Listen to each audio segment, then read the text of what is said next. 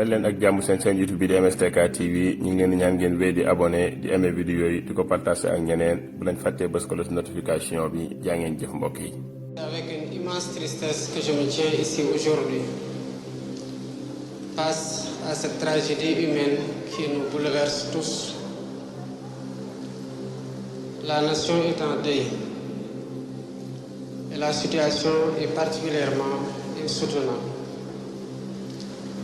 Je voudrais au nom de cette nation, la nation sénégalaise, présenter mes condoléances aux familles éplorées et leur dire toute la solidarité de l'État et de l'ensemble du gouvernement face à la tragédie qui les frappe et qui nous frappe tous. Ce qui est arrivé ici à Mbour, qui est arrivé quelque peu partout sur les côtes du Sénégal, est le fait des filières de migration qui sont, il faut le dire, dans le trafic d'êtres humains, qui exploitent le désespoir de cette jeunesse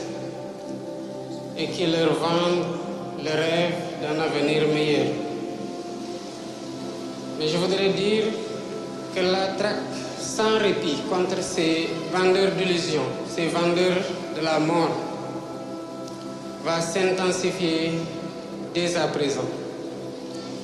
Il y a quelques jours de cela, la semaine passée pour le dire, s'est clôturée une opération appelée Djoko, qui était conjointement menée pendant plus d'un mois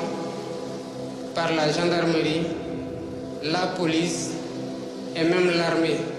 et qui a valu la mise en échec d'un projet migratoire de jeunes à hauteur de 690 jeunes qui ont été appréhendés au moment de leur départ. C'est pour dire que le gouvernement est en train de combattre le phénomène et pour dire aussi que le gouvernement continuera à traquer ces vendeurs d'illusions, ces marchands de la mort jusqu'à leur dernier retranchement. Mais il faut d'un autre côté, appeler à la responsabilité. Dire à ces jeunes que les pays dans lesquels ils s'en vont,